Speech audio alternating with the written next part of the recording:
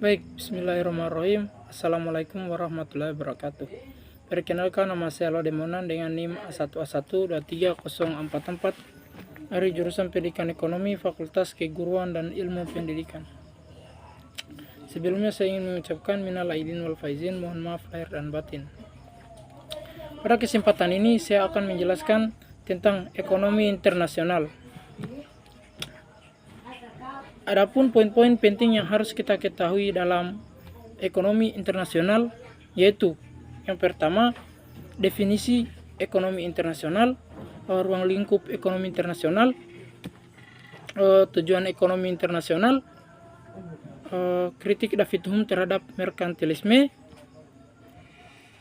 keunggulan absolut Adam Smith, model Hedger-Ohlin, dan paradoks Leontief.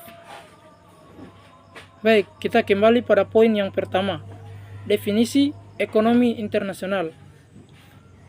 Jadi, ekonomi internasional adalah studi tentang bagaimana negara-negara berinteraksi dalam hal perdagangan, investasi, dan keuangan, serta bagaimana perekonomian negara-negara tersebut berjalan dengan baik. Poin yang kedua yaitu ruang lingkup ekonomi internasional. Yang pertama, perdagangan internasional. Studi tentang bagaimana negara-negara berdagang barang dan jasa. Yang kedua, investasi internasional. Bagaimana negara-negara berinvestasi di luar negeri. Yang ketiga yaitu keuangan internasional. Bagaimana negara-negara berinteraksi dalam hal keuangan seperti perdagangan valuta asing. Yang keempat yaitu integrasi ekonomi, yang dimana bagaimana negara-negara berintegrasi dalam hal ekonomi seperti pembentukan pasar tunggal.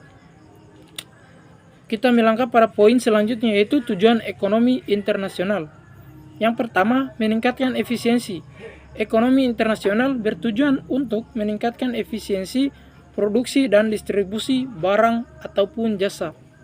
Yang kedua yaitu meningkatkan kesejahteraan. Ekonomi internasional bertujuan untuk meningkatkan kesejahteraan masyarakat dengan meningkatkan akses ke barang dan jasa. Yang ketiga yaitu meningkatkan kerjasama ekonomi internasional bertujuan untuk meningkatkan kerjasama antara negara-negara dalam hal ekonomi. Poin selanjutnya yaitu kritik David Hume terhadap merkantilisme.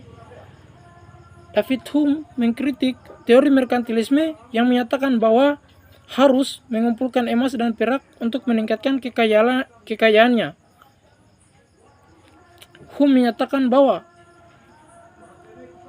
dia mengkritik karena ada beberapa alasan. Yang pertama, 1. Mengumpulkan emas dan perak tidak berkelanjutan karena negara lain juga dapat melakukan hal yang sama, sehingga tidak ada negara yang dapat mengumpulkan emas dan perak secara terus-menerus.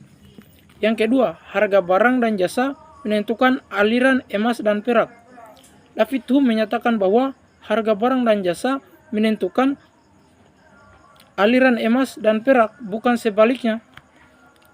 Yang ketiga yaitu mekanisme pasar menentukan harga.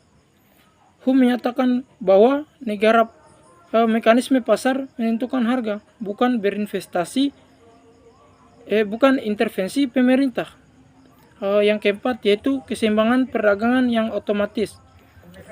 David Hume menyatakan bahwa keseimbangan perdagangan dapat tercapai secara otomatis melalui mekanisme pasar. Kita melangkah lagi pada poin selanjutnya yaitu keunggulan absolut Adam Smith.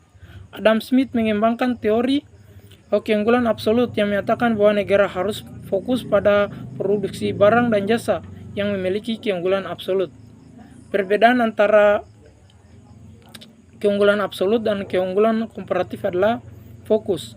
Adam Smith fokus pada kemampuan produksi suatu negara secara keseluruhan. Sedangkan David Ricardo fokus pada kemampuan produksi suatu negara terhadap barang yang ada dalam suatu negara tersebut. Perbedaan yang kedua yaitu biaya produksi. Adam Smith mempertimbangkan biaya produksi secara keseluruhan, sedangkan David Ricardo fokus pada biaya produksi barang tersebut saja. Yang poin selanjutnya yaitu model Hetzker-Ohlin. Model Hetzker-Ohlin ini adalah teori perdagangan internasional yang dikembangkan oleh Elie Hetzker dan Bertil Ohlin. Asumsi teori Hetzker-Ohlin adalah yang pertama, 2 negara dan 2 barang. Model Hetzker-Ohlin diasumsikan terdapat 2 negara dan 2 barang. Yang kedua, faktor produksi yang sama. Model Hetzker-Ohlin diasumsikan bahwa faktor produksi sama di kedua negara.